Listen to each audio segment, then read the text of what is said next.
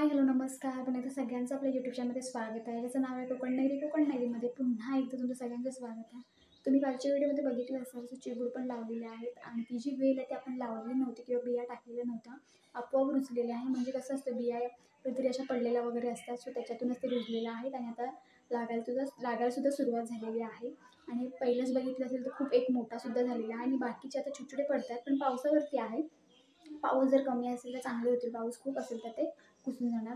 तर आज ना त्या बिया कशाप्रकारे साठवल्या जातात किंवा कशाप्रकारे एक छोटी पद्धत आहे कोकणातली पारंपरिक पद्धत, ते आज मी तुम्हाला दाखवणार आहे. सो व्हिडिओ आवडला तर नक्की लाईक करा, नक्की शेअर करा, नक्की सबस्क्राईब करा आणि कमेंटसुद्धा करा आणि नक्की सांगा. ते चला दाखवते. तर इथे तुम्ही बघू शकता अशा पद्धतीनं बिया लावल्या जातात भिंतीवरती. तर ही पारंपरिक पद्धत आहे आणि लावण्यामागचं कारण हेच आहे की पुढच्या वेळेस आपल्याला जेव्हा कधी रोपं तयार करायची असतील, तर अळी घालायची असतील, तर ह्या बिया काढून आपण त्याच्यात टाकू शकतो. आणि ह्या बिया आहेत ना, बाहेर तुम्हाला कुठे जास्त मिळणार नाही, क्वचित मिळतील. पण कोकणामध्ये जर तुम्ही आलात ना, तर प्रत्येकाच्या भिंतीला वगैरे असे ना लावलेलं वगैरे पण मिळतील.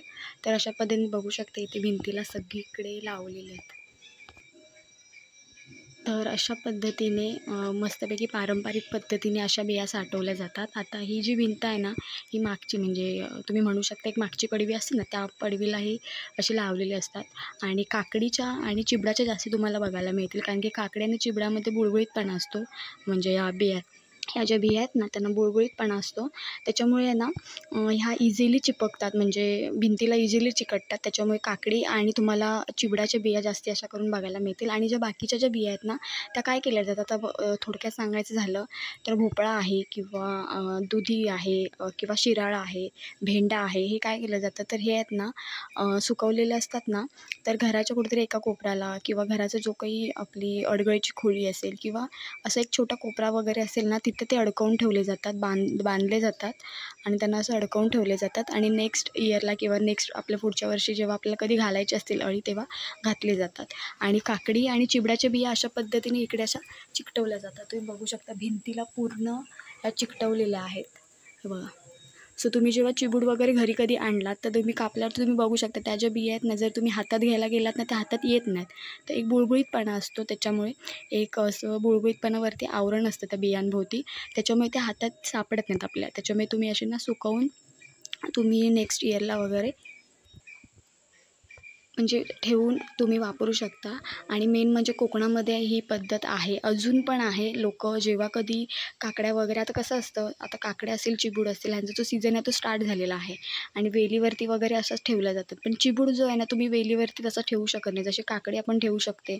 म्हणजे जोपर्यंत म्हणजे थोडक्यात काय, तर बियासाठी आपण जी काकडी वेलीवरती ठेवतो ती तशीच चांगली राहते, पण चिबूड राहत नाही. चिबूड असा प्रकार आहे ना, की लगेच कुसण्याचे चान्सेस जास्ती असतात. तर तुम्ही कालच बघितलं असेल व्हिडिओमध्ये, खूप सारे असे चिबूड होते, ते कुसलेले होते पावसामुळे. त्याच्यामुळे पाणी एकदा त्याला लागलं की ते कुसतात. म्हणून काय केलं जातं, जेव्हा कधी घरात आणून चिबूड कापला जातो ना, तो कापून झाल्यानंतर त्याच्यावरती ज्या बिया असतात ना, त्या काढतात आणि अशा भिंतीवर चिकटतात. आणि ज्या आपल्या काकडी जी असते ती वेलीवरती असल्यानंतर जेव्हा वेल वगैरे सुकून गेल्यानंतर ती काढली जाते. काढून झाल्यानंतर घरी ठेवली जाते. पूर्ण पिवळी पडते. जेव्हा हिरवी असते, हिरवीतून नंतर ती पिवळी पडते. पिवळी पडून झाल्यानंतर ना, त्या आतल्या ज्या बिया असतात त्या काढल्या जातात आणि आतली जी काकडी असते ना, ती एकदम आंबट लागते, मोठ्या प्रमाणात आंबट असते. त्याच्यामुळे आतली जी बिया ज्या असतात त्या काढल्या जातात आणि भिंतीवरती अशा छापल्या जातात. तर इथे बघू शकता कुठे कुठे आहेत, पण सगळीकडे हे आहेत ना, चिबडाच्या बिया इथे टावलेल्या आहेत आणि सगळ्या चांगल्या आहेत. ह्यांना ह्या बियांना काहीच होत नाही किंवा पोचकाट म्हणजे पोंजा किंवा आतमध्ये जो काही गर असतो तो पण काही असं खराब होत नाही, सगळा चांगला राहतो. तर ही जी पूर्ण भिंत आहे ना, ती पूर्ण ह्या बियांनी मस्तपैकी चिटकवलेली आहे. सो अशा पद्धतीने बिया स्टोअर केल्या जातात कोकणामध्ये आमच्याकडे. म्हणजे ही पारंपरिक पद्धत आहे. तर अशा पद्धतीने अशा मस्तपैकी भिंतीला लावल्या जातात. आणि आता हा सीझन आहे, तर ह्या सीझनमध्ये काकडी असेल, चिबूड असेल, हे लावले जातात. आणि जी मगाशी सांगितल्याप्रमाणे भेंडा असेल, दुधी असेल, अजून वेगळे फळभाज्या आहेत, त्या काय केल्या जातात, तर ते झाडावरती सुकून गेल्यानंतर, वेली सुकल्यानंतर ते तोडले जातात आणि एका कोपऱ्यामध्ये, घराच्या कोपऱ्यामध्ये किंवा जो काही घराचा एरिया असेल मागचा वगैरे, तिथे ते लटकवले जातात भेंडे वगैरे. आणि पुढच्या नेक्स्ट इयरला परत ते अळीसाठी वापरले जातात, म्हणजे आपल्याला अळी घालायची असतील त्यासाठी. तर अशी पद्धत आहे आणि मेन म्हणजे ना ह्या काही अशा काही जुन्या पद्धती आहेत, म्हणजे खूप आधीपासून चालत आलेल्या पद्धती आहेत आपल्या पूर्वजांपासून. आणि आत्ता हे तुम्हाला बघायला मिळतं ना, हे आता क्वचित बघायला मिळेल. कारण की सगळीकडेच नाही बघायला मिळेल, कारण की आता कसं घरं गावाला मातीची वगैरे राहिलेली नाही आहेत त्याच्यामुळे. तर बघू शकता तुम्ही, मस्त भिंत आहे आणि भिंतीवरतीच ह्या सगळ्या लावलेल्या आहेत बिया. सो तुम्हाला व्हिडिओ जर आवडला तर नक्की लाईक करा, नक्की शेअर करा, नक्की सबस्क्राईब करा आणि कमेंट करायला अजिबात विसरू नका. तर अशा ज्या पद्धती आहेत त्या तुम्हाला दाखवल्या पाहिजे कोकणामधल्या, कशा बिया स्टोअर केल्या जातात. आता भोपळ्याच्या बिया कशा स्टोअर केल्यात ते पण मी तुम्हाला सांगते. आता भोपळ्याच्या बिया बुळबुळीत एवढ्या नसतात जेवढ्या आपण चिपकवू शकतो, जशा ह्या चिपकल्यात तशा. तर त्या काय केल्या जातात, त्यांना भुरी वगैरे लावून ठेवली जाते. जेव्हा आपण कापतो, सगळ्यांना वाटतो. आणि कोकणामध्ये मेन म्हणजे ना, काही असो, काकडी असो, तुमचं दोडकं असो, कुठलीही फळभाजी असू दे, चिबूड असू दे, ते सगळ्यांमध्ये वाटलं जातं. म्हणजे पद्धतच तशी आहे की जे काही पिकलेलं असेल आपल्या घरामध्ये, जे काही असेल ते आपण सगळ्यांना शेअर करतो. कोकणामध्ये ही सगळ्यांची, म्हणजे कोकणातल्या लोकांची ही पद्धत आहे, कारण की माणुसकी आहे त्याच्यामुळे. तर तेव्हा केलं जातं. आणि भोपळा वगैरे असतो ना, त्यातल्या बिया काढल्या जातात, धुतल्या जातात, त्यांना भुरी लावली जाते आणि सुकवल्या जातात. आणि तुम्ही भोपळ्याची बिया अशा पण खाऊ शकता. आणि आतला जो गर असतो तो सुद्धा. आणि मग ते भुरी लावून झाल्यानंतर ना तसे सुकवतात उन्हामध्ये आणि त्यानंतर मग वापरल्या जातात. तर भुरी का वापरतात, तर त्यांना काही होऊ नये किंवा त्या खराब होऊ नये, भुंगा लागू नये, आतला जो काही गर आहे तो चांगला राहावा यासाठी. तर ते भुरी वगैरे लावली जाते आणि सुकवले जातात. पण ह्यांना तसं नाही, ह्यांना डायरेक्ट भिंतीवर चिपकून ठेवतात आणि मग काही खाली पडत वगैरे नाहीत किंवा काही होत नाही त्यांना.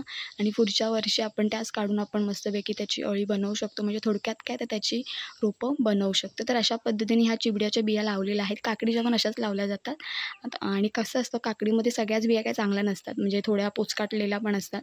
पण जर तुम्ही एकदमच जून होईपर्यंत ठेवलत ना, शेवटपर्यंत, जोपर्यंत वेल मरत नाही, उन्हाळा येत नाही तोपर्यंत, तर तसंच जर काकडी ठेवलीत ना, तर त्याच्यामध्ये बऱ्यापैकी असतात. तर त्या तुम्ही काढून चिपकवू शकता मस्तपैकी. आणि ही पद्धतच आहे कोकणामध्ये. एखाद दुसरं कुठलंही फळ लागलं ना झाडावरती, तर ते तसं ठेवलं जातं जून होईपर्यंत. म्हणजे तुमचा दोडका असू दे, पडवळ असू दे किंवा चिबूड नाही ठेवला जात. पण काकडी वगैरे ठेवली जाते वेलीवरती आणि नंतर जून झाल्यानंतर कापून असे चिपकवले जातात. तर थोडक्यात मी ओव्हरऑल तुम्हाला माहिती सांगितली आहे. पारंपरिक पद्धत आहे. अशा पद्धतीने ह्या बिया स्टोअर केल्या जातात.